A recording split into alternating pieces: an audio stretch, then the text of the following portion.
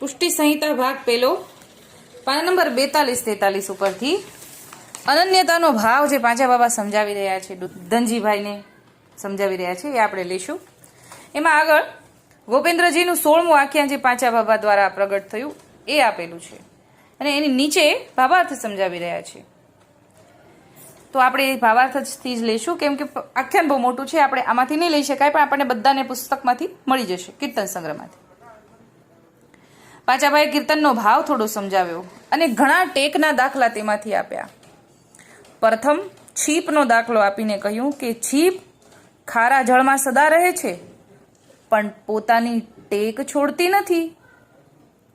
છીપ ખારા જળમાં જ રહે, સમુદ્રમાં જ થાય ને, પણ એ સ્વાતિ બુંદનું જ જળ પીવે છે, એવી એની ટેક છે, એ ટેક છોડતા નથી, એવું સમજાવ્યું.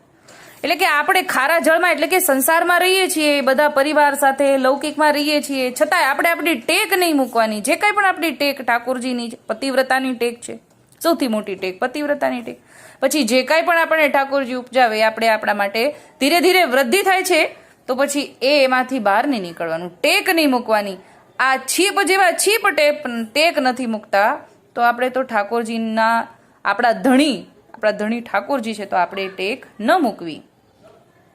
સ્વાતિના બુંદનું એ કારણ રાખીને રહે છે. સ્વાતિનું બુંદ પડે ત્યારે તેના મુખમાં ઝીલે, આ સિવાયના બીજા જલની આશા રાખતી નથી અને સ્વાતિ બુંદને ગ્રહણ કરે પછી એમાં સાચું મોતી નીપજે. એટલે કે પછી જ્યારે એ ટેક રાખીને રહીને ત્યારે એમાંથી સાચું મોતી નીપજે. એટલે કે આપણે આવા ખારા સંસાર જળ લૌકિકમાં કુટુંબ પરિવાર વચ્ચે રહીને પણ જો ટેક રાખીને ત્યારે સાચું ભક્તિનું બીજ ઉગે અને ફળ મળે.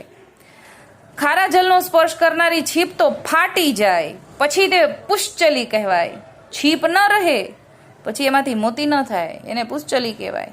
એ તો ખોખલું કહેવાય કે આપણે પછી સંસારમાં જ વહ્યા કરીએ. આપણે તો પુષ્ટિ જીવ છીએ, આપણે સંસારમાં વહેવા માટે નથી આવ્યા. ઓલું પાંદડું છે એ જળની આરે પ્રવાહમાં વહેતું હોય, જ્યાં જળ જાય ત્યાં ઊંચું નીચું બધી રીતે ઊંચું નીચું થાય ને વહ્યું જાય. એ તો પ્રવાહી જીવ કહેવાય, પ્રવાહીની જ એવી રીતે ગતિ હોય. આપણે એવા નથી. આપણે એટલા માટે આ બધા ઉદાહરણ આપીને ભગવદીઓ આપણને વારી રહ્યા છે. તેમ સંસાર સાગરમાં જીવ રહે ને ઠાકોરજીની અનન્યતા રૂપિયું ટેક રાખીને તો ભક્તિ રૂપિયું સાચું મોતી નીપજે. અને અવરની આશ મનમાં કરે તો તે જીવ પ્રવાહી કહેવાય. એટલે કે જો આપણા મનમાં લૌકિકના કોઈ પણ પરિસ્થિતિમાં ઊંચ નીચ આવે છે, લૌકિકમાં મુસીબત આવે છે, તો કોઈ આપણા વ્યક્તિ એવું કોઈ આપણને કહે કે અહીંયા બાધા રાખો, આવું પણ કોઈ થાય તો પણ આપણે મન નથી ડગાવવાનું ને અવરની આશા મનમાં નથી રાખવાની, એમ સમજાવે છે. એ માત્ર ને માત્ર આપણા ઠાકોરજી જે કાંઈ પણ કરે છે આપણા સુખ માટે કરે છે. આપણું ધાર્યું ન થાય તો દુઃખી થઈ જાય, પણ એવું નથી. આપણને સમજણ નથી કે આપણું હિત શેમાં છે. એટલે ઠાકોરજી ભૂતલ પર આપણને ઠાકોરજીએ મોકલ્યા છે, તો ઠાકોરજીની જવાબદારી છે, ઠાકોરજી બધું રૂડું કરશે. પછી તે પુષ્ટિનો જીવ છે તેમ ન કહેવાય, એ પ્રવાહી કહેવાય. માટે વૈષ્ણવે પોતાના ઠાકરનો એક દ્રઢ આશરો રાખવો તો ઠાકોરજી કૃપા કરે, ઈ મોતી પાક્યું કહેવાય. એટલે કે કૃપા ઠાકોરજીની કૃપા છે, ભગવદીઓનો સંગ છે, સત્સંગ થાય, ઈ ભક્તિ રૂપિયું બીજ મોતી એ પાક્યું કહેવાય. વળી વૈષ્ણવો ચાતક પંખીને કેવી ટેક છે, ઘણું કષ્ટ સહન કરે છે, પણ બીજા અગાધ જલ ભૂમિ ઉપર ભર્યા પડ્યા છે, પણ એનું પાન કરતું નથી. એ સ્વાતિના જલ માટે પીયું રટણ કરે છે, તો સ્વાતિને વરસવું પડે છે. જો સ્વાતિ નક્ષત્ર અમુક જ સમયે વરસે છે, 2 મહિને એકવાર, મહિનામાં 2 વાર, એવી રીતે જ. તો એ સમયે વરસાદ આવે જ, આમ અઠવાડિયા સુધી વરસાદ ન આવતો હોય, પણ જ્યારે સ્વાતિનું નક્ષત્ર હોય ને એ સમયે વરસાદ આવે જ, વરસાદને વરસવું જ પડે. કેમ કે ચાતક પક્ષીને એવી ટેક છે. આટલું બધું જળાશય હોય, પક્ષી તો જળાશયમાંથી પાણી પી લે, કોઈ પણ ખાબોચિયામાંથી પણ પી લે, પણ ચાતક પક્ષી નથી પીતું. એ તો સ્વાતિ નક્ષત્રમાં વરસેલું પાણી પીવે છે. એટલે સ્વાતિને વરસવું પડે છે અને તેની તૃષા છુપાવે છે, પોતાની ટેક ખાતર ઘણું દુઃખ સહે છે. એટલે ટેક રાખવી એ કઈ સહેલી વાત નથી. એ તો ઠાકોરજીના જીવ હોય એ જ રાખી શકે, એવું અહીંયા આપણે સમજીએ કે દુઃખ સહન કરે છે આ પક્ષી પણ. પણ પોતાની ટેકને છોડતા નથી. માટે વૈષ્ણવો એક અનિનતાના ભાવથી આપણા ઠાકોરજીને ભજીએ. કોઈ વ્યાભિચારી ભાવ આવે નહીં તે ધ્યાનમાં રાખજો. વ્યાભિચારી ભાવ અહીંયા એવું સમજાવ્યું કે આપણે જ્યારે સર્વ સમર્પણ કર્યું, આપણે માળા બંધાવી, ત્યારે આપણે ઠાકોરજીના સેવક થઈ ગયા. પછી આપણે દારા સકલ પરિવાર સમર્પણ કરી દીધું, પણ ખરેખર આપણો સમર્પણનો ભાવ આપણને ત્યારે સમજમાં જ ન આવે. ધીરે ધીરે ધીરે ધીરે સમજાય, ભગવદીઓના સંગે કરીને સમજાય. પણ જો આપણને સમર્પણનો ભાવ નથી સમજાતો તો આપણે વ્યાભિચાર કરી રહ્યા છે આપણી ઇન્દ્રિયોનો. આપણી આ આંખો, આપણી આ કાન, આપણી આ જીભ, આપણો આ દેહ ઠાકોરજીના સેવકો અને ઠાકોરજી માટે સમર્પિત કરેલો છે. એટલે કે આપણું ધન, આપણો પરિવારના બધા સભ્યો આપણા જ ઠાકોરજીની સેવા કરે એવા જ ભાવથી આપણે સમર્પણ કર્યું છે. એ સિવાય અગર જો આપણે આપણા ઠાકોરજી સિવાય બીજી જગ્યાએ, અન્ય જગ્યાએ આ ઉપયોગ કર્યો તો એ વ્યાભિચાર થયો કહેવાય. એમ સમજાવે છે કે કોઈ વ્યાભિચારી ભાવ આવે નહીં એ ધ્યાન રાખજો. એટલે કે અન્ય દેવી દેવતા, પહેલા તો વ્યાભિચાર એને જ સમજીએ, પછી જો અગર આપણે વધારે વધારે ભાવ પુષ્ટ થતો જાય તો પછી લૌકિકને પણ આપણે આપણી ઇન્દ્રિયોને એમાં પણ ન વાળીએ એવો ભાવ ધીરે ધીરે થઈ જાય. શ્રી ઠાકોરજી, શ્રી ગોપેન્દ્રજી સમાન બીજું કોઈ નથી. બીજું બધું મિથ્યા કરીને જાણજો. એટલે અહીંયા શરૂઆત બીજા કોઈ સ્વરૂપ વિશે જાણવાનું, ને પછી તો ધીરે ધીરે ધીરે ધીરે લૌકિક પણ બધું મિથ્યા છે એમ સમજાઈ જશે. ધનજી બોલ્યો, ભાભા વ્યાભિચારી ભાવ કોને કહેવાય? તેનો પ્રકાર કેવો હોય? અચ્છા બાબાએ કહ્યું, ધનજી ભલું પૂછ્યું, પૂછ્યા વિના પ્રસંગ ન ચાલે. વ્યાભિચારી ભાવ તો તેને કહેવાય કે પોતાના સેવ્ય ઠાકોરજી ઉપર ભરોસો ન હોય, તેને મૂકીને બીજું જોવા જાય, સાંભળવા જાય અને બીજા ઘણા સાધન માર્ગમાં બન ભટકે અને અન્ય આશરો કરે. એટલે આપણા ઠાકોરજીના વચનામૃત છે, પુષ્ટિ સંહિતા છે, ગુણમાલ ભક્તમાં છે, બધું આપણા ઘરનું સાહિત્ય છે. એમાં બધું આપણા જીવનમાં, આ બધા આપણા જેમ જ જીવન જીવી ગયા છે. બધા ભગવદીઓ આપણા કરતા પણ ઘણી કસોટી સહન કરીને જીવી ગયા છે અને આપણને ઉદાહરણ આપણને મૂકીને ગયા છે. છતાંય આપણને એમાં વિશ્વાસ નથી બેસતો અને આપણે અગર જો બીજી જગ્યાએ મન ઘાલીએ છીએ, અન્ય આશરો કરીએ છીએ, તો બીજા સાધન માર્ગમાં મન ભટકે છે કે આટલી આ ડૂબકી લગાવું, આટલા પાઠ કરું, આ વાર કરું, આ તિથિ કરું, આ બધું સાધન છે જે કંઈ સકામતા માટે આપણે કરીએ છીએ. તો એ સાધન માર્ગમાં મન ભટકે તો અન્ય આશરો કર્યો કહેવાય.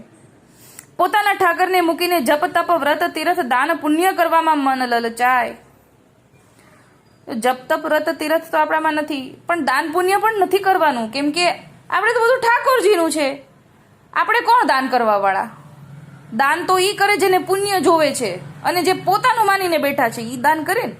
પોતાની વસ્તુ જ આપણે દાન કરી શકીએ, બીજાની વસ્તુ તો દાન ન કરાય નહીં તો એ કેવા આવે કે કોને પૂછીને દીધું.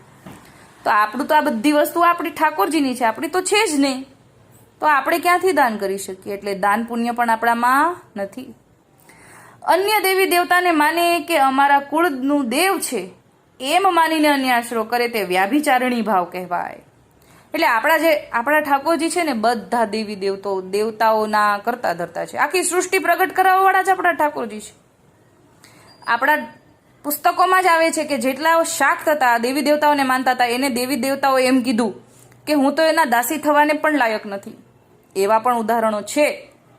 અને આપણે એના સેવક જો થઈ જઈએ તો પછી પૂરું થઈ ગયું, એને વ્યાભિચાર ભાવ કહેવાય એમ સમજાવે છે.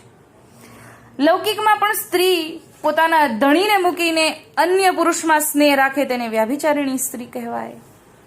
એટલે આ લૌકિક ભાવ આપણને જ્યાં સુધી અલૌકિકમાં આપણને ત્યાં સુધી ન સમજાય, જ્યાં સુધી આપણને લૌકિકનું ઉદાહરણ ન આવે ત્યાં સુધી આપણને અલૌકિકમાં ન સમજાય. એટલે ઉદાહરણ આપે છે કે લૌકિકમાં પણ એવું હોય ને કે સ્ત્રીને બીજા કોઈ પુરુષમાં ભાવ થવા માંડે તો એ વ્યાભિચારિણી કહેવાય. તે વ્યાભિચારી ભાવ થયો કહેવાય. આપણા ઠાકોરજીને છોડીને બીજાની આશા કરે તેને વ્યાભિચારી ભાવ કહેવાય. પુષ્ટિ પ્રેમ લક્ષણા ભક્તિમાં તો વ્યાભિચારી ભાવ તો મહાબાધક છે. એટલે પછી એ બહાર નીકળી ગયા, પુષ્ટિ માર્ગમાંથી બહાર નીકળી ગયા, બાધક છે એમ કીધું. લૌકિકમાં પણ તેવી નારીને તેનો પતિ તજી દે છે અને સંઘરતો નથી, પછી તો તે ઠોકર ખાય અને લોક નિંદે. તેમ ઠાકોરજી પણ એવા વ્યાભિચારી ભાવવાળા જીવનું મુખ પણ ન જોવે કે ન છુવે. એટલે જોવે પણ નહીં ને ઠાકોરજી અડે પણ નહીં. તેની કરેલી સેવા અંગીકાર ન કરે. એટલે કે જે કોઈ પણ અન્ય દેવી દેવતાના આશ્રિત છે એની સેવા ઠાકોરજી લેતા નથી. એટલે આપણે પણ અન્ય દેવી દેવતાનો આશરો છે કે અમારા કુળદેવી છે અથવા તો કુળ દેવતા છે અથવા તો અમારે માનવું પડે એ રીતે આપણે કાળો દોરો પહેર્યો હોય તો એ આશરો જ છે, અન્ય આશરો જ છે, એ અન્ય દેવી દેવતાનો આશરો જ કર્યો કહેવાય. તો એટલા માટે એવા જીવનું ઠાકોરજી લેતા નથી દ્રવ્ય લેતા, નથી ઠાકોરજી સેવા લેતા. માટે વૈષ્ણવો એક આશરો ગોપેન્દ્રજીનો રાખવો, બાકી બધું અંક વગરના મીંડા સમાન છે. એટલે જીરોની ગમે એટલા જીરો કરીએ કાંઈ કિંમત નથી. આગળ આંકડો એક આવે તો એની કિંમત 10 ગણી 1000 જેટલી વધતી જાય છે. એવી રીતે અંક વગરના મીંડા જેવું છે. જો ઠાકોરજી નથી ત્યાં બધું જીરો છે. આમ આશરા વિનાનો ભાવ ભક્તિ માર્ગમાં નિરર્થક છે, મિથ્યા છે. કોઈની દેખાદેખી કરીને ન ચાલવું.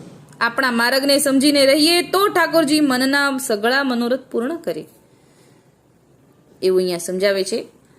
એટલે એ જે પણ મારી અંદર જીવનમાં થઈ રહ્યું છે, સુખ દુઃખ બધું આપના ચરણોમાં સમર્પિત કરું છું. આપણે જો સમર્પણ ભાવ આવી રીતે ધીરે ધીરે આવવા લાગે, ઠાકોરજીનો અનન્યાશ્રય થાય, પછી સમર્પણ ભાવ આવે અને પછી ધીરે ધીરે આપણને લૌકિક છૂટે.